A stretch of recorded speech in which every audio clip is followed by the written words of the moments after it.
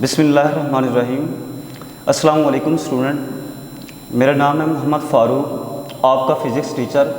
Student, जैसा कि आपको मालूम है कि हमने chapter number 2 vector and equilibrium start किया हुआ है। आज का जो हमारा टॉपिक है वो vector addition by rectangular components. तो स्टूडेंट आते हैं बोर्ड की तरफ और स्टार्ट करते हैं कि चैप्टर नंबर 2 हमारे पास है वेक्टर एंड इक्विलिब्रियम। आज का जो हमारा टॉपिक है वो है vector addition by rectangular components. Vector addition by rectangular components. तो स्टूडेंट के रेक्टेंगुलर कंपोनेंट्स क्या होता है, तो सबसे पहले तो इस चीज़ को देखते हैं। जैसा कि हम पहले पढ़ चुके हैं रेक्टेंगुलर कोऑर्डिनेट सिस्टम। आज का जो हमारा टॉपिक है ये हमारे पास सबसे पहले इस चीज़ को देख लेते हैं कि रेक्टेंगुलर कंपोनेंट्स क्या होते हैं।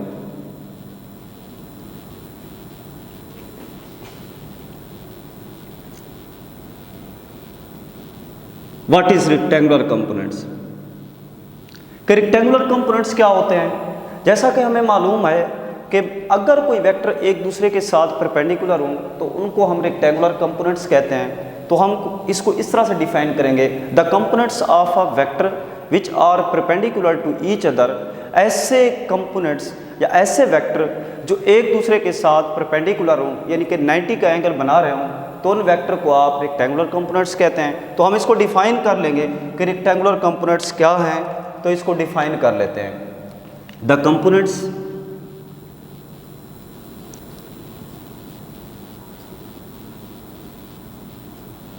Of a vector which are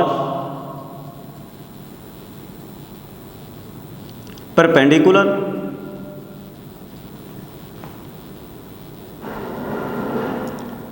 to each other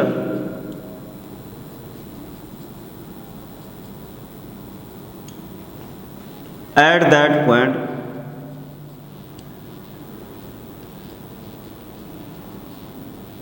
is called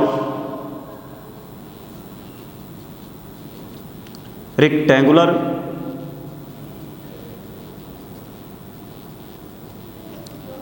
components।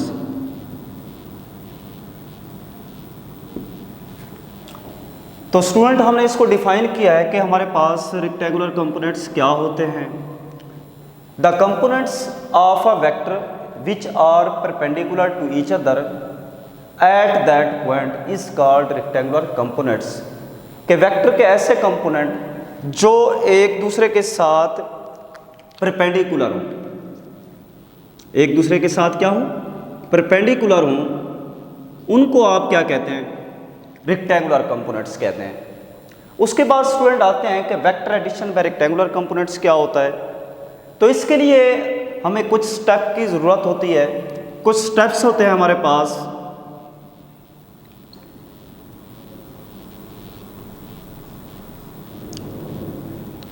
तो इसको जो है ना वेक्टर को आप, जैसा कि आपको मालूम है कि जब हम किसी वेक्टर को ऐड करते हैं तो वेक्टर को ऐड करने के लिए हमें सिंपली अरिथमेटिक रूल की ज़रूरत नहीं होती कि अरिथमेटिक रूल से हम वेक्टर को ऐड नहीं कर सकते।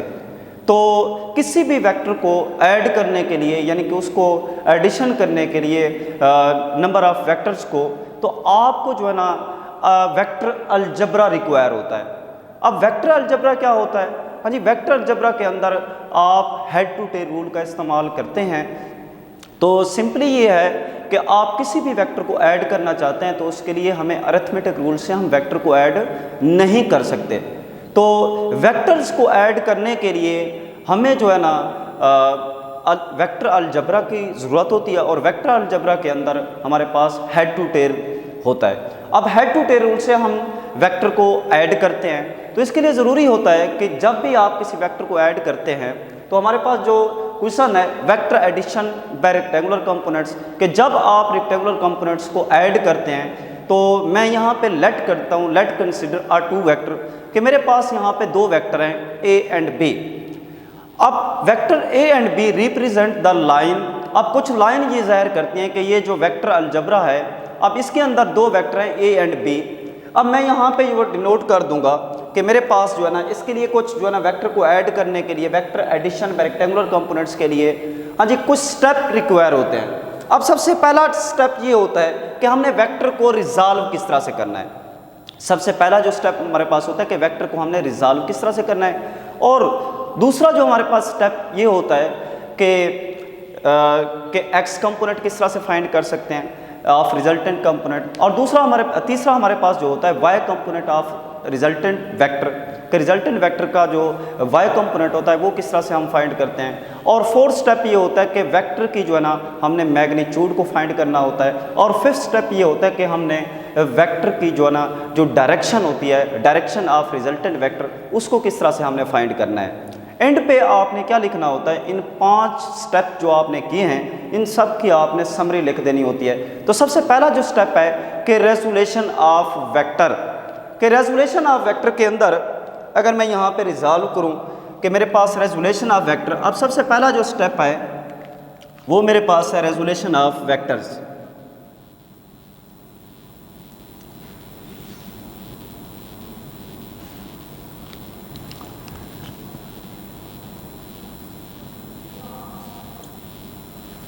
सबसे पहला जो स्टेप मैं यहाँ पे लिखूँगा वो है हमारे पास resolution of vectors.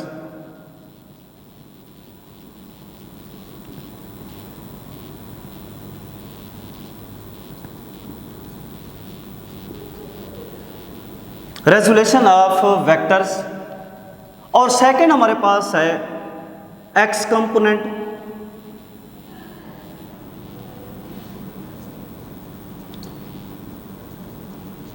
Of resultant vector,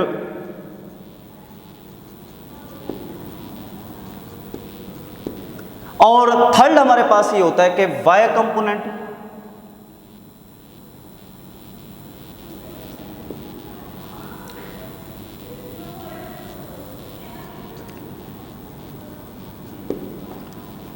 of resultant vector,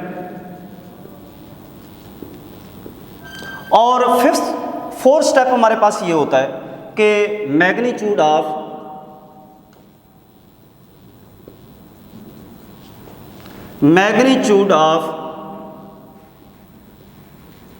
resultant vector,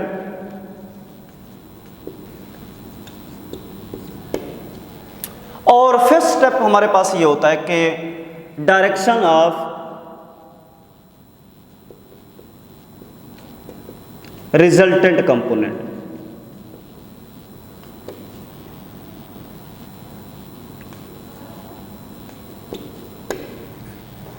direction of resultant vector, जैसा कि स्टूडेंट आपको नजर आ रहा है यहाँ पे कि कुछ स्टेप हमने लिए हैं। सबसे पहला स्टेप ये है कि वेक्टर को हमने रिजॉल्व किस तरह से करना है।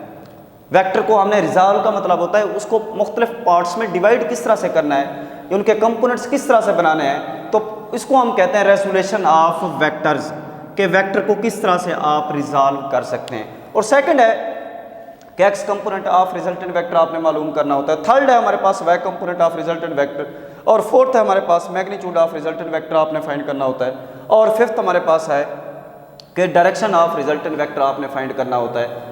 अब स्टार्ट करते हैं, इसकी डायग्राम पे आते हैं कि हमने जो है ना वेक्टर को ऐड किस तरह से करना है। तो वेक्टर को ऐड करने के लिए हमारे पास जो होता है क्या होता है, मैं पहले बता चुका हूँ कि वेक्टर को ऐड करने के लिए हम अरिथमेटिक रूल इस्तेमाल नहीं कर सकते सिंपली। तो वेक्टर को ऐड करने के लिए हमें वेक्टर अलजबरा रिक्वायर होता है, और वेक्टर अलजबरा के अंदर हमारे पास आता है हेड टू टेल रूल। तो यहाँ से हम स्टार्ट करेंगे according to head to tail rules.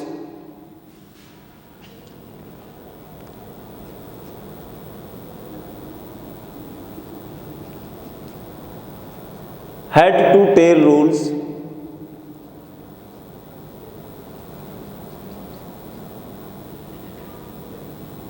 Head to tail rule के मुताबिक, अब स्टूडेंट ये थोड़ा मैं एक्सप्लेन कर देता हूं कि हेड टू टेल रूल क्या होता है।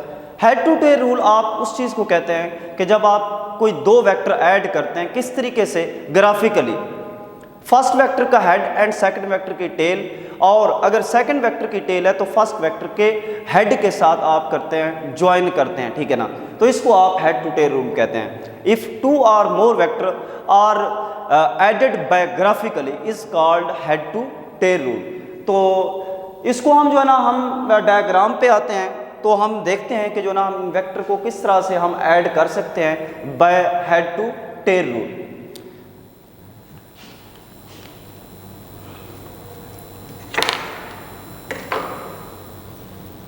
तो सबसे पहले मैं यहाँ पे कोऑर्डिनेट सिस्टम ले लूँगा कि मेरे पास x axis and y axis होता है।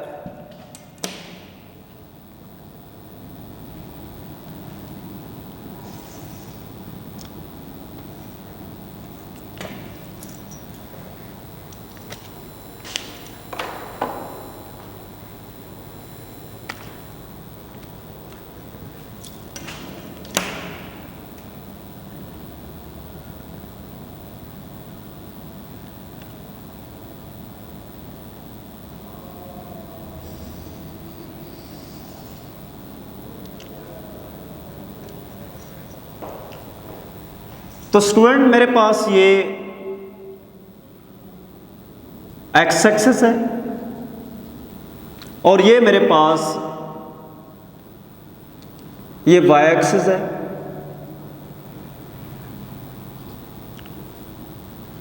और ये मेरे पास ओरिजिन हो गया। अब ओरिजिन से जब आप वेक्टर को ड्रा करते हैं तो मेरे पास ये जो वेक्टर आ जाते हैं कि अब यहां से मैं दो वेक्टर लेट करता हूं। Let consider are two vector. अब मेरे पास जो दो वेक्टर हैं, मिसाल के तौर पर मेरे पास दो वेक्टर हैं, vector A and B. First vector मेरे पास ए है और सेकंड वेक्टर मेरे पास वेक्टर बी है। इन दोनों वेक्टर्स को मैंने क्या करना है, ऐड करना है by head to tail rule. जब इन वेक्टर्स को मैं ऐड करूंगा तो सबसे पहले मुझे इसका रिजल्टेंट लेना पड़ेगा। अब जब दो वेक्टर्स को मैं ऐड करता हूं कि मिसाल के तौर पर मेरे पास ये फर्स्ट वेक्टर, ये वेक्टर ए है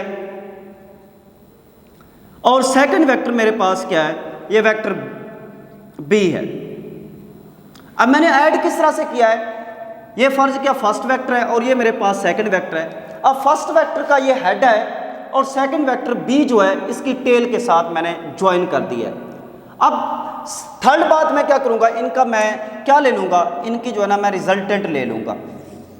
अब टेल को टेल के साथ, हेड को हेड के साथ, तो ये मेरे पास क्या आ जाएगा, रिजल्टेंट वेक्टर आ जाएगा a plus b. Resultant vector a plus b आ जाएगा। तो ये हमारे पास दो वेक्टर हैं, vector A and vector b. इन दोनों को मैंने क्या करना है, ऐड करना है। तो ऐड करने के लिए हमें, अब अगर मैं यहाँ पे ड्रा करूँ ये वेक्टर्स, तो मेरे पास ये जो वेक्टर आ जाते हैं। अब फर्स्ट वेक्टर मेरे पास ए है,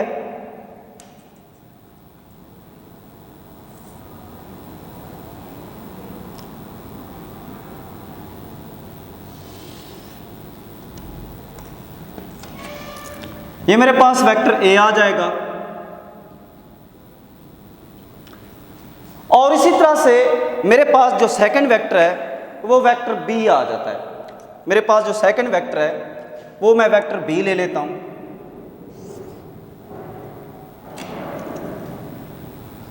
ये मेरे पास वेक्टर बी आ जाता है, ये वेक्टर बी मैंने ले लिया है। अब मैं क्या करूंगा, अब ये जो वेक्टर ए है, वेक्टर बी है, जिस तरह मैंने वेक्टर ए को वेक्टर बी के साथ यहां पे ज्वाइन किया है, यानी कि वेक्टर फर्स्ट वेक्टर का हेड एंड सेकंड वेक्टर की टेल के साथ मैंने अटैच किया, इसी तरह से मैं ये वेक्टर बी यहां से उठाकर यहां पे वेक्टर ए के साथ अटैच कर दूंगा।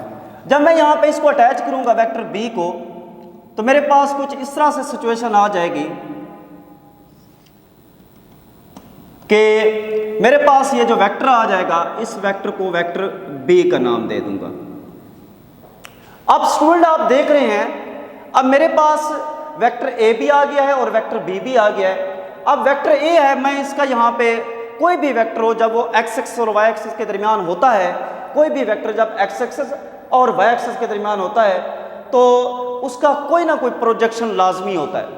अब इसका जो प्रोजेक्शन आ जाएगा, वेक्टर ए का जो प्रोजेक्शन आ जाएगा वो ये आ जाएगा, ये मेरे पास वेक्टर ए का प्रोजेक्शन आ जाएगा। और इसी तरह से वेक्टर बी का मैं प्रोजेक्शन ले लूंगा। अब मेरे पास ये वेक्टर बी का प्रोजेक्शन आ जाएगा, ये वेक्टर बी का प्रोजेक्शन आ जाएगा। स्टूडेंट प्रोजेक्शन इस चीज को कहते हैं। अब अगर आप देख रहे हैं ये रूम है हमारे पास, अब रूम में ये आपके पास अगर एक्स एक्सिस है तो ये हमारे पास वाई एक्सिस है, ये एक्स एक्सिस है और ये वाई एक्सिस है। एक्स एक्सिस और वाई एक्सिस के दरमियान में कोई वेक्टर मैं ड्रा कर देता हूँ। जिस तरह मैं इस रूम के दरमियान में खड़ा हूँ तो ये एक वेक्टर है। अब मेरा जो प्रोजेक्शन है, यानी कि प्रोजेक्शन कहते हैं साये को, अब मेरा जो साया है वो एक्स एक्सिस के ऊपर भी पड़ेगा, वाई एक्सिस के ऊपर भी पड़ेगा, according to time. With time के साथ साथ मेरा जो प्रोजेक्शन है वो चेंज होता जाएगा। अब मैंने यहाँ पे जो वेक्टर ए लिया है, एक्स एक्सिस और वाई एक्सिस के दरमियान मैंने प्रोजेक्शन लिया है। एक मेरे पास ये वेक्टर ए है, इसका जो प्रोजेक्शन है वो डाउनवर्ड है, ठीक है, और इसका प्रोजेक्शन एक्स एक्सिस में भी है, वाई एक्सिस में। तो इसको हम देखते हैं। अब ये जो वेक्टर ए है, इसका जो प्रोजेक्शन है, जो साया है वो नीचे जा रहा है, और इसका एक्स एक्सिस में भी है, वाई एक्सिस में भी है। और इसी तरह से कि ये मेरे पास वेक्टर बी है, वेक्टर बी का जो प्रोजेक्शन है वो नीचे की तरफ जा रहा है। अब इन दोनों को आपस में मैं ज्वाइन कर दूंगा। अब स्टूडेंट लास्ट टर्म जो हमारे पास ये है कि जो वेक्टर हमने ए लिया उसका प्रोजेक्शन लिया, और वेक्टर बी लिया उसका हमने प्रोजेक्शन लिया। अब हमने लास्ट स्टेप ये करना है कि जो हमने वेक्टर ए और वेक्टर बी आपस में ऐड किए हैं, इन दोनों का रिजल्टेंट ले लेंगे। जब रिजल्टेंट लेंगे तो इन दोनों को मैं हेड को हेड के साथ, टेल को टेल के साथ यहां पे मिला दूंगा, तो इनका क्या आ जाएगा, प्रोजेक्शन आ जाएगा। सॉरी, इनका रिजल्टेंट आ जाएगा, ना कि प्रोजेक्शन। अब इसका जो रिजल्टेंट हमारे पास आ जाएगा वो कुछ इस तरह से आएगा कि मेरे पास जो रिजल्टेंट है ए एंड बी का, तो मेरे पास जो रिजल्टेंट आ जाएगा, वेक्टर ए जो है ये हमारे पास वेक्टर ए था, और ये वेक्टर बी था हमारे पास, ये वेक्टर बी था। अब इनका अगर हम रिजल्टेंट लें तो हमारे पास रिजल्टेंट कुछ इस तरह से आ जाएगा कि वेक्टर ए एंड बी, तो रिजल्टेंट मेरे पास आ जाएगा आर इज इक्वल टू आ जाएगा ए प्लस बी आ जाएगा। ये हमारे पास क्या आ जाएगा, रिजल्टेंट आ जाएगा। और यहाँ पे कुछ ना कुछ एंगल बन जाएगा जो पॉजिटिव एक्स एक्सिस या वाई एक्सिस के दरमियान बनेगा।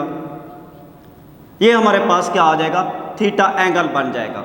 और ये जो एंगल है, हमने एंगल को हमेशा पॉजिटिव रखना है, और पॉजिटिव रखने के लिए मैंने जो एंगल की जो डायरेक्शन ली है, डायरेक्शन जो ली है वो एंटी क्लॉकवाइज ली है।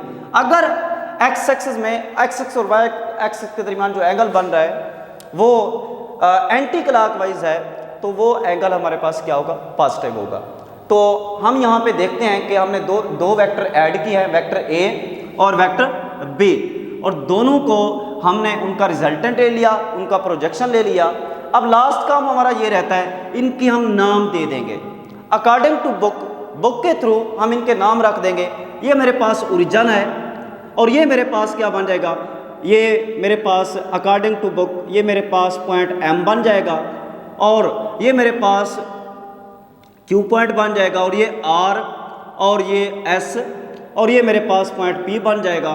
अब देखें यहाँ पे मैंने दो वेक्टर ड्रा किए थे, एक वेक्टर मेरे पास ए था और दूसरा वेक्टर मेरे पास बी था। वेक्टर ए जो है ओरिजिन से स्टार्ट होता है। स्टूडेंट ने याद रखना है एक बात, ये दोनों वेक्टर जो है ना, चाहे वेक्टर ए है चाहे वेक्टर बी है, दोनों वेक्टर्स को याद रखना है, ओरिजिन से स्टार्ट लेना है इसका। हमेशा पॉइंट ओ से दोनों वेक्टर आपने ड्रा करने हैं। तो ये जो लाइन है ओ से आप ड्रा कर रहे हैं, ओ से वेक्टर ए ड्रा किया है, तो इसको हम बोलते हैं represent the line O M. और वेक्टर बी लिया है तो इस लाइन को हम कहेंगे represented the line O N, तो मैं एन इसको नाम दे दूंगा। लास्ट काम मैंने क्या किया है, इन सब वेक्टर को नाम दे दिए है। अब क्या होगा, अब मेरे पास ये एक्स एक्सिस है टोटली, तो मैं इसको क्या नाम दे दूंगा, ये मेरे पास अगर एक्स एक्सिस है तो ये मेरे पास आ जाएगा total resultant vector R X बन जाएगा,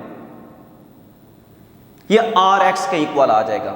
और इसी तरह से ये मेरे पास वाई एक्सिस है, तो टोटल ये मेरे पास वेक्टर बन जाएगा आर वाई, ये मेरे पास आर वाई के इक्वल आ जाएगा, और ये मेरे पास क्या है, आर एक्स। ये हमारे पास एक्स एक्सिस है तो इसको हम आर एक्स का नाम दे देंगे, ये हमारे पास वाई एक्सिस है तो इसको आर वाई का नाम दे देंगे। अब लास्ट काम ये है स्टूडेंट, अब ओ से लेकर क्यू तक हमारे पास जो डिस्टेंस है, यानी कि एक्स कोऑर्डिनेट सिस्टम है, एक्स कंपोनेंट है। अब एक्स कंपोनेंट क्या बनेगा, इसके ऊपर वेक्टर ए है, अगर आप गौर से देखें तो ये वेक्टर ए है, वेक्टर ए के नीचे जो हमारे पास, ये अगर आप देखें आपको यहाँ पे राइट ट्राइंगल नजर आ रही है। एक right triangle O Q M नजर आ रही है और दूसरी राइट ट्राइंगल आपको एम एस पी नजर आ रही है। और ये जो थर्ड है रेक्टेंगल जिसको आप मुस्ततील कहते हैं, ये हमारे पास क्यू आर एस एम, तो ये हमारे पास बन गई है। अब इनको हम नाम दे देंगे। ओ से लेकर आर तक हमारे पास जो कंपोनेंट्स होगा इसको हम जो है ना, अब ये वेक्टर ए है तो इसको हम जो है ना नाम दे देंगे ए एक्स का नाम दे देंगे। और इसी तरह से हमारे पास अगर ये एक्स एक्स है तो ये हमारे पास क्या है वाई एक्स है और इसके ऊपर वेक्टर ए है, तो ये हमारे पास क्या बन जाएगा, एम से लेकर क्यू तक का जो कंपोनेंट बन जाएगा इसको हम जो है ना ए साथ में वाई लिख देंगे, यानी कि ये वाई कंपोनेंट है, ए वाई है। और इसी तरह से हमारे पास वेक्टर बी है। वेक्टर बी के नीचे ये बेस है, यानी कि एक्स एक्स की बात हो रही है, एम से लेकर एस तक कंपोनेंट होगा वो बी एक्स बन जाएगा, इसका जो कंपोनेंट बनेगा एक्स एक्सिस का। और जो वाई कंपोनेंट है अगर हम देखें पी से लेकर एस तक का जो ये हमारे पास कंपोनेंट है, इसको हम जो है ना क्या नाम दे देंगे, बी वाई कंपोनेंट का नाम दे देंगे। अगर एक्स कंपोनेंट में होगा, अगर एक्स एक्स में होगा तो ए एक्स का नाम देंगे, अगर वाई में होगा ए वाई। और इसी तरह से अब अगर आप देखें जो हमारे पास मुस्ततील होती है उसके आमने सामने वाले जो अजला होते हैं वो आपस में इक्वल होते हैं, बराबर होते हैं। तो इस वजह से अगर आप देखें ये हमारे पास एम एस ये बी एक्स के इक्वल है, तो इसके सामने अगर आप देखें तो क्यू आर है, ये अगर ये बी एक्स है तो ये भी क्या बन जाएगा, ये भी बी एक्स बन जाएगा। इसी तरह से अगर आप देखें तो ये हमारे पास ए वाई एम से लेकर क्यू तक का जो हमारे पास कंपोनेंट है, ये जो डिस्टेंस है ए वाई के इक्वल है। इस तरह से आर से लेकर एस तक ये वाई कंपोनेंट है, तो ये क्या बन जाएगा, ए वाई बन जाएगा। अगर ये ए वाई है तो इसके सामने वाला भी क्या होगा, ए वाई। अगर ये बी एक्स है तो इसके सामने वाला भी क्या होगा, बी एक्स कंपोनेंट होगा, यानी कि x component of vector B. ये हमारे पास एक डायग्राम कंप्लीट हो गई। अब हमारे पास ये जो स्टेप मैंने करवाए थे कि ये हमारे पास मुख्तलिफ किस्म के ये स्टेप थे कि रेजोल्यूशन ऑफ वेक्टर, वेक्टर को हमने रिजॉल्व कर दिया, कंपोनेंट्स में रिजॉल्व कर दिया, ठीक है, रिजल्टेंट कंपोनेंट को। और second component x component of resultant component, तो हम ये चीज़ हम फाइंड कर लेंगे। स्टूडेंट ये जो डायग्राम है, उम्मीद है अगर आप इस डायग्राम को अच्छी तरह से बना सकते हैं तो मेरे हिसाब से आप एक्स कंपोनेंट भी निकाल सकते हैं, वाई कंपोनेंट भी निकाल सकते हैं और इसके रिजल्टेंट कंपोनेंट भी निकाल सकते हैं, और इसी तरह से इसकी मैग्नीट्यूड भी फाइंड कर सकते हैं और इसकी डायरेक्शन भी आप फाइंड कर सकते हैं रिजल्टेंट वेक्टर की। तो आते हैं स्टूडेंट, सबसे पहले हमने इन वेक्टर को रिजॉल्व किया और अब हम जो है ना एक्स कंपोनेंट ऑफ वेक्टर ए निकालेंगे। तो एक्स कंपोनेंट हमारे पास जो हो जाएगा तो वो हमारे पास ये हो सकता है। सबसे पहला step, step number 1,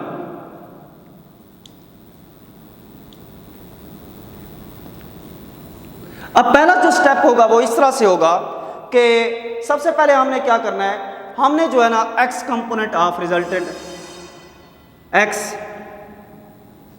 component of resultant vector,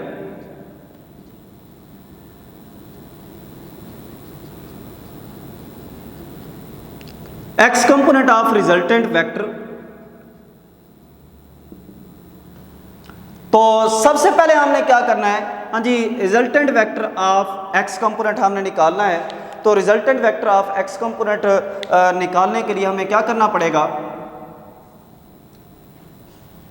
x component of resultant vector. तो सबसे पहले अगर हम एक्स कंपोनेंट की बात कर रहे हैं तो एक्स एक्स को देखेंगे। अगर एक्स एक्स की बात की जाए तो यहां से लेकर यहां तक हमारे पास जो एक्स एक्सिस है कि ये हमारे पास ओ से लेकर आर तक, ये टोटली हमारे पास एक्स एक्सिस है। स्टूडेंट इसको एक्स कंपोनेंट और वाई कंपोनेंट को समझने के लिए आपको डायग्राम की तरफ देखना होगा। तो डायग्राम हमें ये कह रही है अगर हमारे पास जो एक्स कंपोनेंट है ओ से लेकर आर तक, ओ से लेकर आर तक, ये हमारे पास जो है ओ आर जो है हमारे पास ये इज इक्वल टू आ जाएगा, यहाँ पे हम लिख देंगे एक्स कंपोनेंट निकाल रहे हैं तो as we know that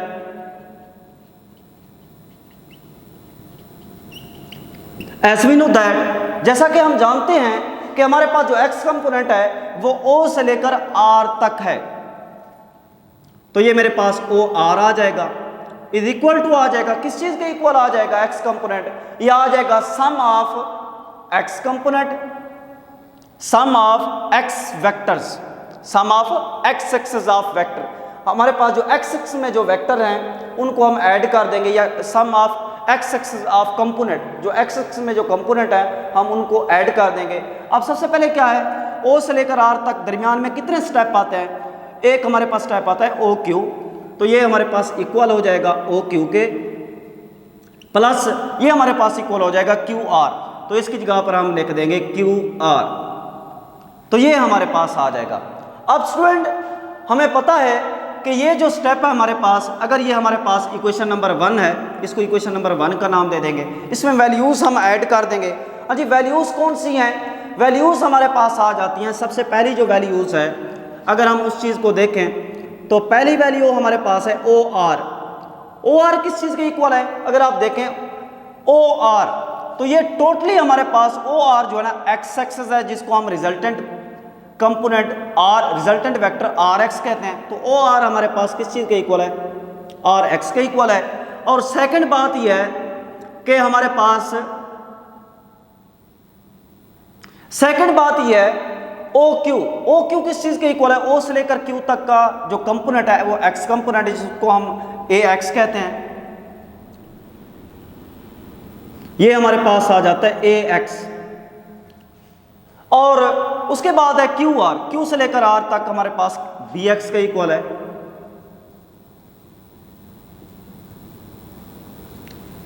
X component of vector B के इक्वल आ जाएगा। अब इन तीनों वैल्यूज को अगर हम देखें तो ये जो वैल्यूज है मेरे पास, इनको मैं क्या कर दूंगा, ऐड कर दूंगा, पुट कर दूंगा इन इक्वेशन नंबर 1, लिखेंगे putting all these values, putting all these values in equation 1 में जब पुट करेंगे तो हमारे पास रिजल्ट जो आ जाएगा OR किस चीज़ के इक्वल है, RX के इक्वल है, तो इसकी जगह पर RX लिख देंगे।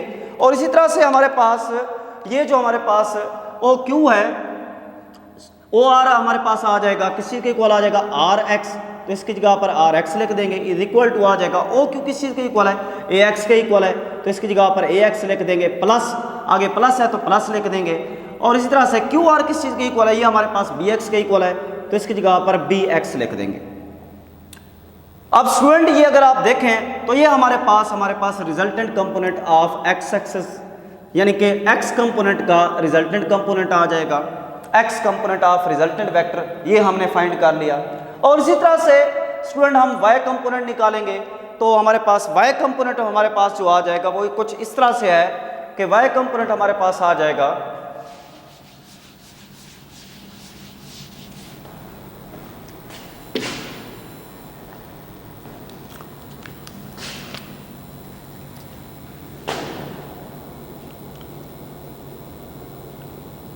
Y कंपोनेंट ऑफ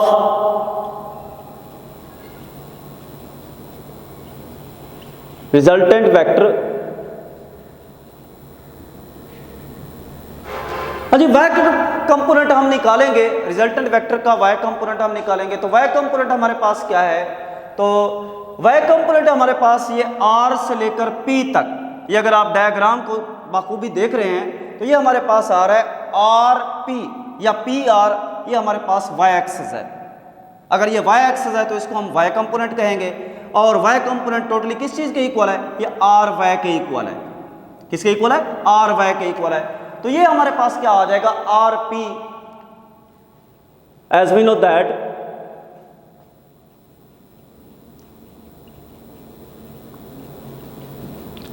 अब RP जो हमारे पास है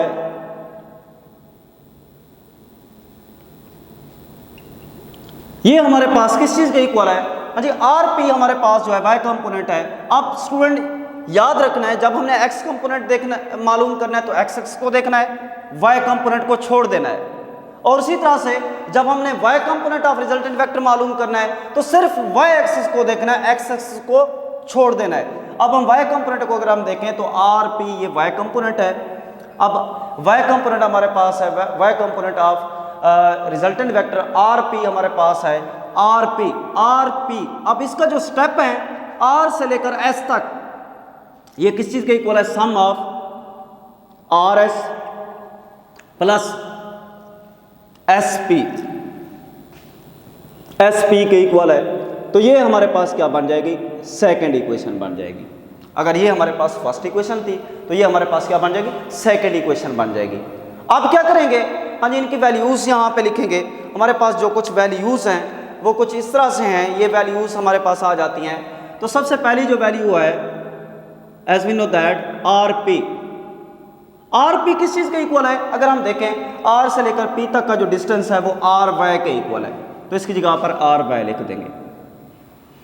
और इसी तरह से अगर हम सेकंड वैल्यू देखें तो ये हमारे पास आर एस, तो आर एस का कंपोनेंट किस चीज के इक्वल है, Y component of vector A के इक्वल है, जिसको हम ए वाई कहते हैं। तो ये हमारे पास आ जाता है R S is equal to, आ जाता है R S is equal to होता है ए वाई। और इसी तरह से एस पी, ये हमारे पास जो कंपोनेंट है एस पी, ये किस चीज के इक्वल है, Y component of vector B. तो ये हमारे पास बी वाई के इक्वल है, यानी कि S P is equal to है बी वाई के इक्वल है। अब ये तीनों वैल्यूज को हम क्या कर देंगे, इनको जो ना putting these values, putting all these values in equation 2 के अंदर ये वैल्यूज हम क्या कर देंगे, पुट कर देंगे। अगर हम इन वैल्यूज को पुट करें तो हमारे पास जो रिजल्ट आता है आर पी। अब आर पी किस चीज के इक्वल है, आर पी आर वाई के इक्वल है, तो इसकी जगह पर आर वाई लिख देंगे, इज इक्वल टू आ जाएगा किस चीज के, आर एस किस चीज के इक्वल है, ए वाई के इक्वल है, तो इसकी जगह पर ए वाई लिख देंगे।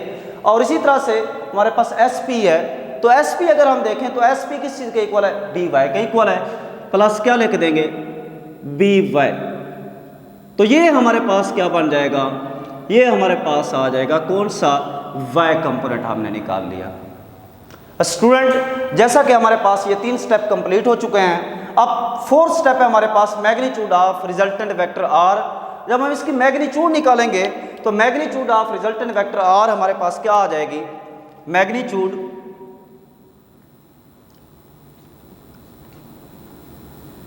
स्टेप नंबर 4, और ये स्टेप नंबर 3 था।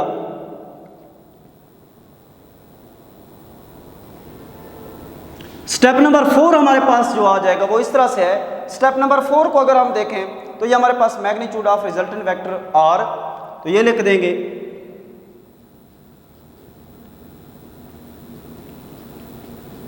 मैग्नीट्यूड ऑफ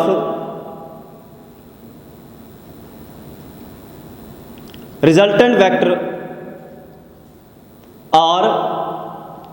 तो इसकी जो मैग्नीट्यूड हम निकालेंगे वो इस तरह से है हमारे पास।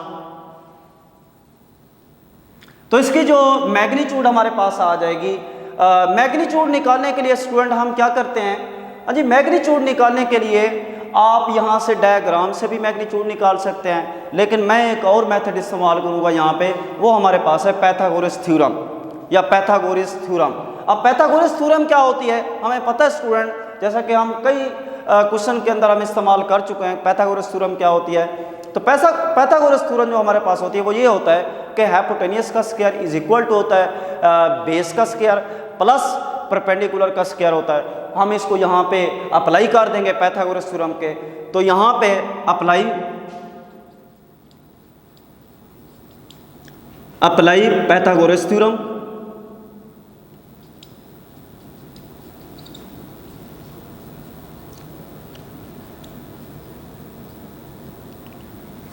Apply Pythagoras theorem. अब पाइथागोरस थ्योरम को यहाँ पे हम अप्लाई करेंगे तो हमारे पास ये जो थ्योरम है वो ये कहती है कि हमारे पास के जो हाइपोटेनियस का स्क्वायर होता है, हाइपोटेनियस का जो स्क्वायर होता है वो इज इक्वल टू होता है किस चीज़ के इक्वल होता है, बेस का स्क्वायर प्लस परपेंडिकुलर का स्क्वायर, ये हमारे पास आ जाएगा। अगर हम इन वैल्यूज को देखें अकॉर्डिंग टू डायग्राम, स्टूडेंट ये जो डायग्राम है मैं इसको कुछ, ये हमारे पास एक्स एक्सिस है, ये वाई एक्सिस है और ये हमारे पास हाइपोटेन्यूस है, मैं इसको कुछ इस तरह से यहाँ पे ड्रा कर लेता हूँ। कैसे कि ये जो डायग्राम है मैं कुछ आपकी आसानी के लिए मैं यहाँ पे इसको ड्रा कर लेता हूँ कि ये मेरे पास, अगर आप देखें तो ये ओ पॉइंट है तो मैं यहाँ पे ओ लिख लेता हूँ, ये मेरे पास आर पॉइंट है तो मैं यहाँ पे आर लिख लेता हूँ, और ये मेरे पास पी पॉइंट है तो ये यहाँ पे मैं पी का नाम दे देता हूँ।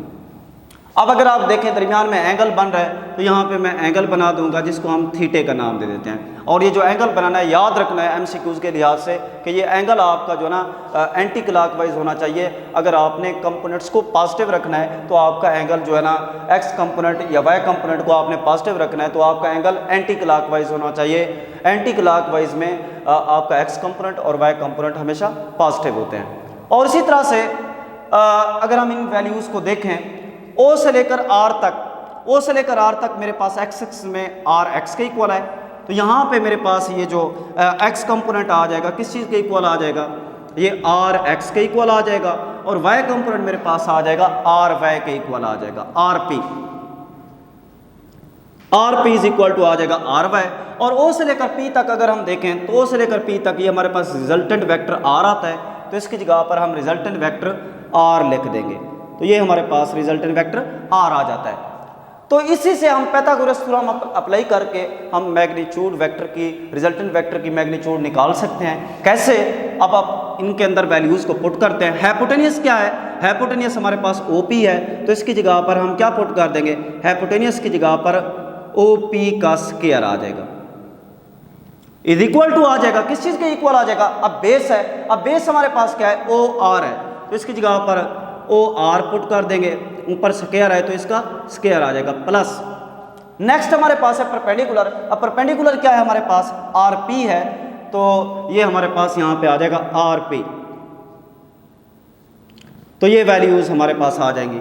अब इसके अंदर मजीद अगर हम वैल्यूज को पुट करें, जो हमारे पास वैल्यूज आ रही हैं components, X component, Y component, और इसी तरह से जो एंगल बन रहा है OP, अब O से लेकर P तक अगर आप देखें तो ये हमारे पास O से लेकर P तक का जो हमारे पास रिजल्टेंट वेक्टर R आ रहा है, तो इसकी जगह पर हम R लिख देंगे, R का स्क्वायर बन जाएगा, इज इक्वल टू आ जाएगा OR, यानी कि O से लेकर R तक इसका जो डिस्टेंस हमारे पास बन रहा है किस चीज़ के इक्वल बन रहा है, ये हमारे पास RX के इक्वल आ रहा है, तो इसकी जगह पर RX ऊपर स्क्वायर है तो इसका स्क्वायर ले लेंगे, प्लस RP है, R से लेकर P तक का हमारे पास जो Y कंपोनेंट आ रहा है जिसको हमने RY का नाम दिया है, तो इसको हम RY का नाम दे देंगे, ऊपर स्क्वायर है तो इसका स्क्वायर आ जाएगा।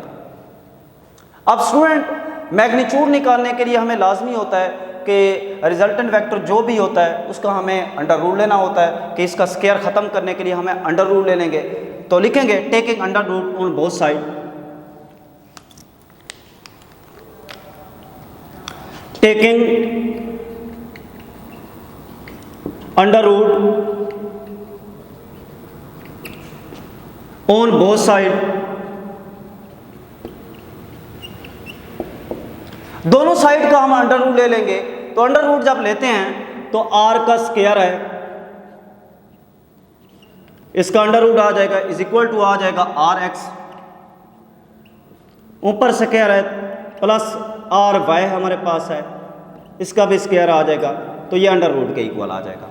अब अगर हम देखें तो ये हमारे पास जो आ रहा है, अगर हम स्क्वायर को अंडर रूट से कैंसिल कर दें तो ये हमारे पास आ जाएगा R magnitude is equal to आ जाएगा, किस चीज़ के इक्वल आ जाएगा, RX का स्क्वायर प्लस RY का स्क्वायर, तो इसका क्या आ जाएगा, अंडर रूट आ जाएगा। तो ये हमने क्या निकाल लिया बच्चों, ये हमने जो है ना मैग्नीट्यूड निकाल ली कि किसी वेक्टर की मैग्नीट्यूड जब निकालते हैं तो ये हमारे पास फार्मूला आ जाएगा, ये मैग्नीट्यूड मालूम कर लिया हमने। और इसी तरह से लास्ट में हम स्टेप नंबर 4 की तरफ बढ़ेंगे, तो स्टेप नंबर 5 की तरफ बढ़ेंगे। स्टेप नंबर 5 में आपने डायरेक्शन ऑफ रिजल्टेंट वेक्टर मालूम करना है, यानी कि आपने यहाँ पे एंगल यानी कि थीटा आपने क्या करना है, फाइंड करना है। तो डायरेक्शन फाइंड करने के लिए हमें क्या करना पड़ेगा, तो डायरेक्शन फाइंड करने के लिए हम यहाँ पे स्टूडेंट, जैसा कि आपको पता है कि हमारे पास ट्रिग्नोमेट्रिक फंक्शन होते हैं। जो ट्रिग्नोमेट्रिक फंक्शन होते हैं वो 3 ट्रिग्नोमेट्रिक फंक्शन है, sine theta, cos theta and tan theta. अब जो साइन थीटा और कॉस थीटा होते हैं ये एक्स कंपोनेंट और वाई कंपोनेंट मालूम करने के लिए हम इनको इस्तेमाल करते हैं। और जो थर्ड कंपोनेंट होता है हमारे पास टैन थीटा, तो इसको हम किसी भी वेक्टर की डायरेक्शन को फाइंड करने के लिए हम टेंजेंट थीटा को यूज करते हैं। तो आज हम vector addition by rectangular components के अंदर स्टेप नंबर 4 जो हमारे पास है, डायरेक्शन ऑफ रिजल्टेंट वेक्टर, ये फाइंड करने के लिए यानी कि थीटा फाइंड करने के लिए हम टेंजेंट थीटा का इस्तेमाल करते हैं। तो direction of last step number 5, direction of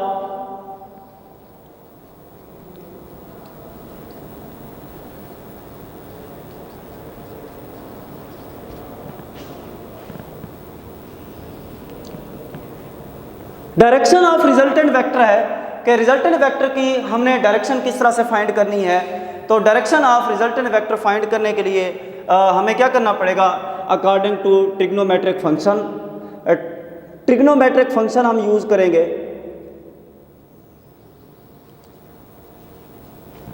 trigonometric function tangent tan theta. अब हमें पता है कि हमारे पास जो टैन थीटा होता है किस चीज़ के इक्वल होता है।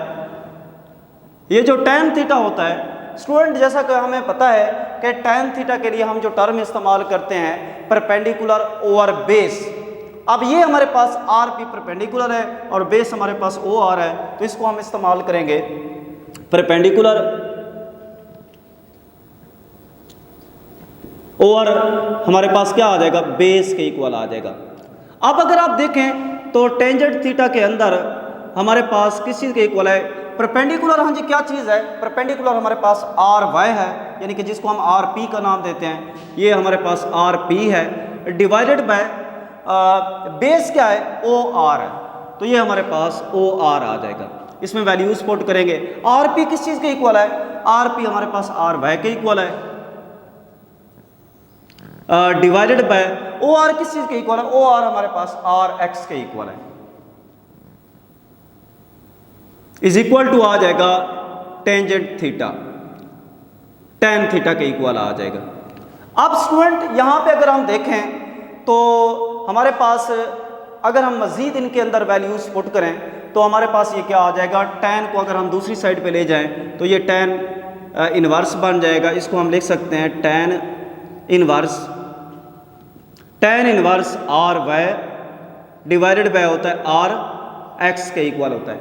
अगर हम इनके अंदर वैल्यूज पुट करें एज वी नो दैट, हमें पता है कि ये जो हमारे पास वैल्यूज हैं आर वाई हमारे पास किस चीज़ के इक्वल है।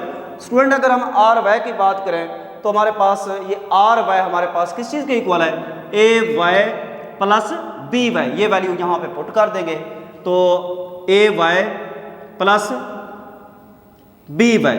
और इसी तरह से आगे हमारे पास नीचे आर एक्स, तो आर एक्स हमारे पास है बी, आर एक्स हमारे पास है ए एक्स प्लस बी एक्स, तो इसकी जगह पर हम पुट कर देंगे a x plus b x. तो हम इसको किसी ना किसी इक्वेशन का नाम दे देंगे। अगर हमने ये दो इक्वेशंस बनाई हैं तो हमारे पास ये जो थर्ड इक्वेशन हमारे पास बन जाएगी वो ये बन जाएगी, ये हमारे पास थर्ड इक्वेशन बन जाएगी। हम थर्ड इक्वेशन में ये दो वैल्यूज पुट कर देंगे, putting these values in equation number 3। अब 3 में ये वैल्यू पुट करें तो हमारे पास एंगल इज इक्वल टू आ जाएगा टैन इनवर्स आर वाई हमारे पास किस चीज़ के इक्वल है, a y plus b y divided by होता है आर एक्स हमारे पास है किस चीज़ के इक्वल है, ए एक्स प्लस बी एक्स के इक्वल है। तो ये स्टूडेंट हमने क्या निकाल लिया, हमने रिजल्टेंट वेक्टर की डायरेक्शन फाइंड कर लिया जिसको हम एंगल थीटा कहते हैं। स्टूडेंट जैसा कि हमने ये 5 स्टेप करने थे कि हमने सबसे पहले वेक्टर को रिजॉल्व करना था, रेजोल्यूशन ऑफ वेक्टर, फिर एक्स कंपोनेंट हमने निकाला, फिर वाई कंपोनेंट निकाला, फिर वेक्टर की हमने मैग्नीट्यूड निकाली, इस तरह से वेक्टर की डायरेक्शन निकाली। स्टूडेंट लास्ट में ये चीज़ लाजमी लिखनी होती है आपने कि आप अगर कोई किसी वेक्टर को आप ऐड करते हैं तो उसके जो है ना उसके लिए अगर आप ये तो आपने इस वेक्टर के अंदर, इस डायग्राम के अंदर आपने दो वेक्टर फाइंड करने थे। Let consider two vector. एक वेक्टर आपके पास था वेक्टर ए और दूसरा वेक्टर आपके पास था वेक्टर बी था। ये दो वेक्टर आपने ऐड करने थे। अगर किसी स्टेप के अंदर या किसी क्वेश्चन के अंदर दो या दो से ज़्यादा वेक्टर ऐड करने हों तो फिर आपने क्या करना है, लेकिन आपका तरीकाकार वही होगा कि आपने वहाँ पे हेड टू टेल रूल इस्तेमाल करना है, क्योंकि आपको पता है कि हेड टू टेल रूल से आप इनफिनाइट वेक्टर को क्या कर सकते हैं, ऐड कर सकते हैं। लेकिन मैं यहाँ पे लास्ट में एक चीज़ आपने लाजमी लिखनी है, वो हमारे पास होते हैं कि कोप्लेनर वेक्टर। कोप्लेनर वेक्टर ऐसे वेक्टर होते हैं जिसमें किसी भी प्लेनर का जो लफ्ज़ है ये प्लेन से निकला है, कि ऐसे वेक्टर जो एक ही प्लेन के अंदर लाई करते हों उनको हम कोप्लेनर वेक्टर कहते हैं। तो सबसे पहले हम इसको डिफाइन कर लेंगे, what is coplanar vector.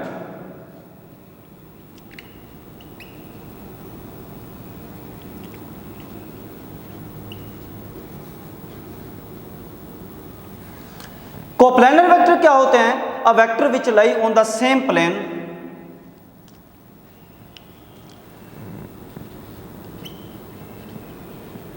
a vector which lie on the same plane is called coplanar vector।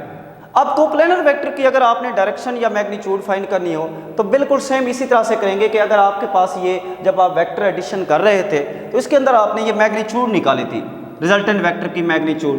आप रिजल्टेंट वेक्टर की जो आपने मैग्नीट्यूड निकाली थी तो वो आपके पास था r is equal to R X square plus R Y square. लेकिन जब आप कोप्लेनर वेक्टर की मैग्नीट्यूड मालूम करेंगे तो आपके पास फार्मूला कुछ इस तरह से बन जाएगा। इसकी जब आप मैग्नीट्यूड फाइंड करेंगे तो मैग्नीट्यूड फाइंड करने के लिए आपके पास फार्मूला आ जाएगा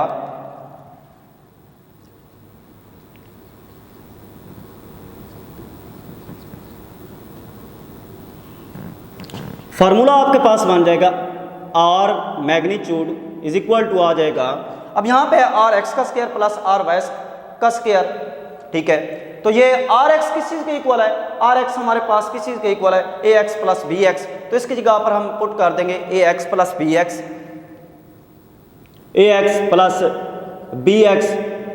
तो ये तो हमारे पास वेक्टर एडिशन के लिए थे। जब आप कोप्लेनर की बात करेंगे तो आप क्या करेंगे, आगे मजीद वेक्टर ऐड कर देंगे nth टर्म तक vector a b c d up to so on, let consider a b c d. तो इसमें वेक्टर ऐड कर देंगे a x plus b x plus c x up to so on.